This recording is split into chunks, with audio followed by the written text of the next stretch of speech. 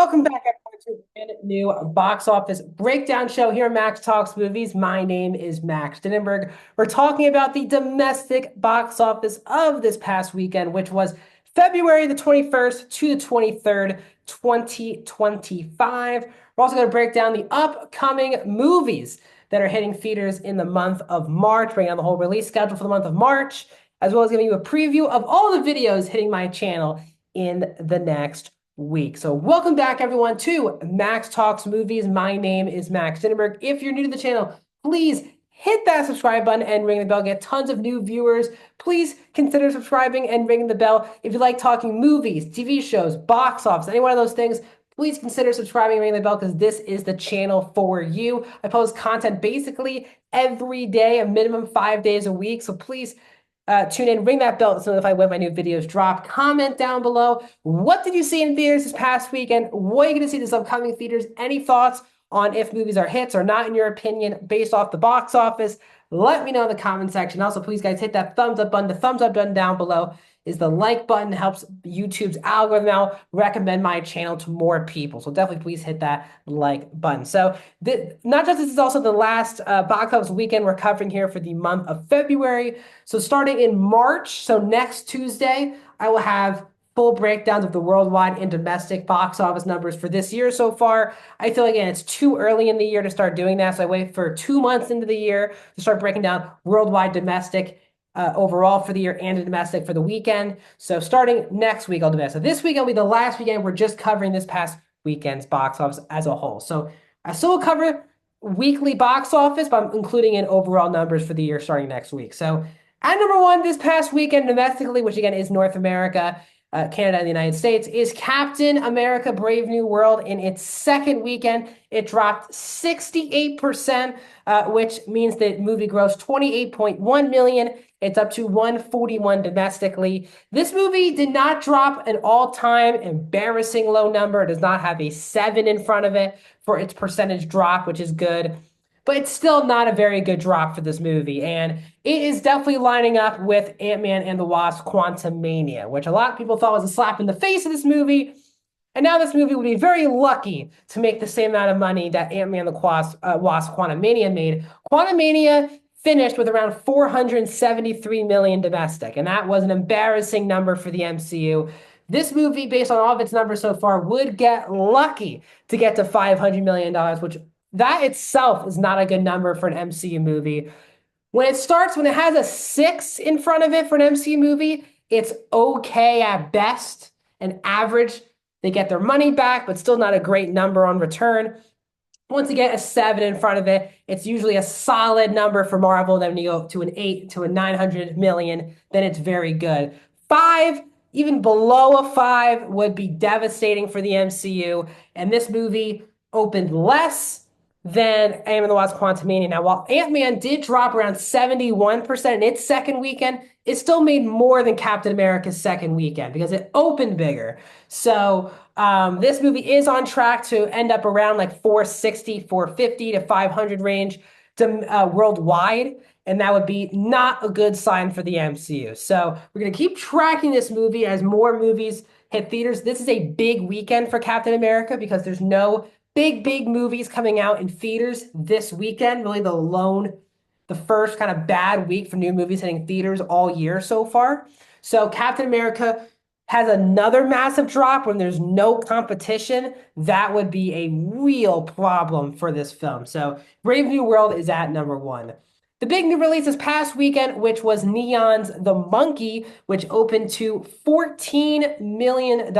And with that $14 million, it becomes Neon's second highest opening weekend domestically of all time, behind Longlegs last year, which was also directed by Osgood Perkins. So Neon, who is very similar to A24 right now, Neon and A24 started as kind of awards films, and Neon has been trying to stretch their legs. And Neon is they became on the scene because they were the one who distributed Parasite back in 2020 and in the 2019 and 2020 Oscar season. That put Neon on the map. They've had a lot of big time films, but the two highest grosses are the two Osgood Perkins films, Monkey the Monkey and Longlegs.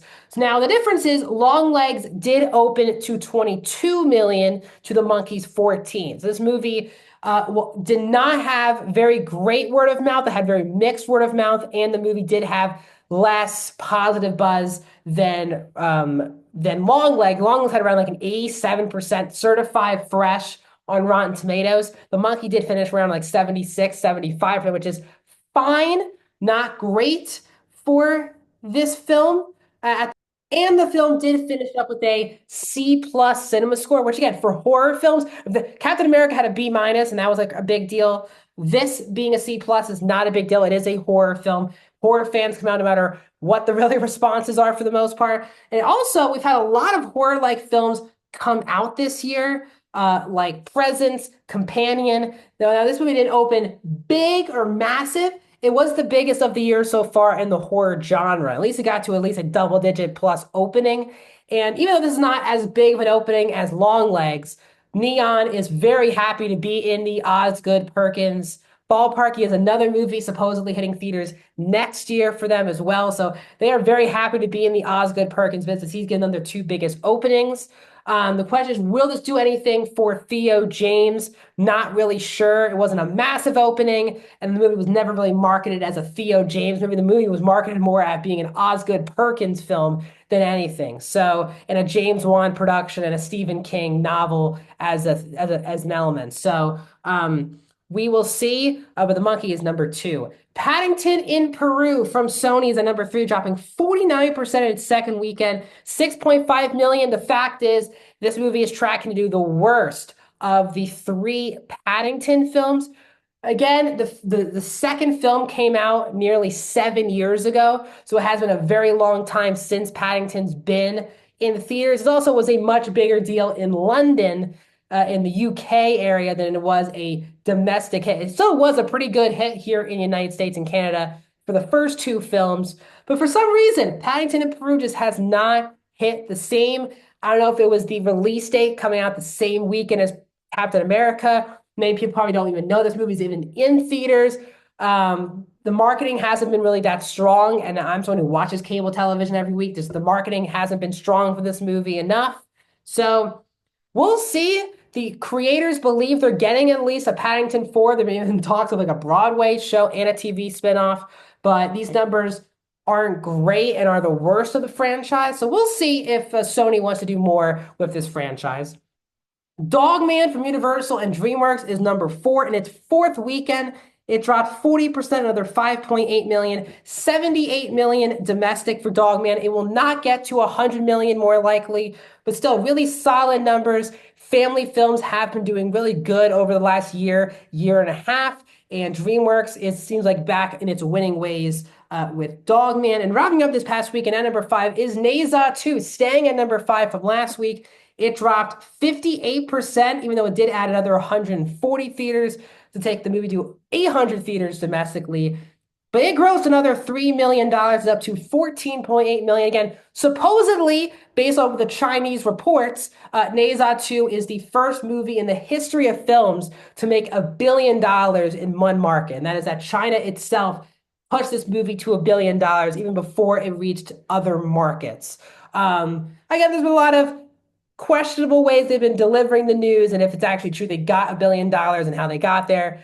But it being in the headlines was good enough for this movie to have a big impact domestically. $14 million in basically 1,400 theaters in 2 weekends. That's really amazing numbers for this film. Usually with international films that make their debuts in America, they get in the top 5 its opening weekend and then fall off a cliff after it feels like everyone who saw it that opening weekend, they saw it and they're done with it. The fact that it still made another couple $1 million is a really good thing for this film. So the production company is CMC. Pictures. So because it's the end of February, we like to preview the next month of movies. I didn't do this last month, but I actually missed doing it. So I will preview now the next month of films. So what's coming out this weekend, though, sorry, before we even get to next month, coming out this weekend is two films that are the only two, I guess, big movies coming out. Last Breath is hitting theaters this weekend. That's the new film starring Woody Harrelson and Simu Liu. The other film is an indie-like film called My Dead Friend Zoe, which was at South by Southwest last year, starring Sonequa Martin Green, Morgan Freeman, Ed Harris are in it. It's gotten some very positive reviews. That's also hitting limited release this weekend. So really a down week as pertains to big movies hitting theaters. But March has tons of movies hitting theaters. It starts with a bang on March 7th when Mickey 17 hits theaters. Had a lot of different release dates. Finally hitting theaters March 7th. This is Bong Joon-ho's follow-up to Parasite, starring Robert Pattinson, Steven Yeun, Naomi Ackie, Mark Ruffalo, Toni Collette. Very strong reviews out of the gate for the movie, so we'll see how it does following Parasite for Bong Joon-ho. March 14th, you have a pair of films. You have the new Steven Soderbergh film, his second film of 2025. This is called Black Bag, an assassin film with Michael Fassbender and Cate Blanchett. Also releasing March 14th is Novocaine, which you've seen everywhere in the production. This is the new Jack Quaid action film that's hitting theaters on March 14th. March 21st is Disney's first kind of big movie outside of Marvel, and that is Snow White, which has had controversy from the moment of its announcement that it was happening, through interviews, through its making, starring Rachel Zegler and Gal Gadot. Can Snow White make a big impact on the box office? We will see. And then ending the month of March, which is March 28th, you have two films. You have A24's Death of a Unicorn, starring Jenna Ortega and Paul Rudd, which looks very promising, as well as the new Jason Statham, David Ayer follow-up to Beekeeper. This one is called A Working Man. So tons of new movies hitting theaters in March. For this week here on the channel, as I said, I said last week I was going to start editing my videos, but I want to give myself, in my personal life, March as my clean slate to refresh myself, start doing things differently in my life and putting things into focus. So starting next week on the channel, which will be Monday, I will have full edited videos with myself. So who knows what the schedule will be, but as of now, for this week of videos, tomorrow, I actually want to do a fun video tomorrow where we had some big announcements in both the James Bond and the Star Wars franchise, maybe not so fun for both. I'll break down my thoughts on both those announcements from this past week. I should be getting some, if I'm not seeing a movie this weekend, I'll keep the videos coming, but at least for now, Friday should be my Oscars prediction show. I'll break down all of the nominees, each category, and my picks to win.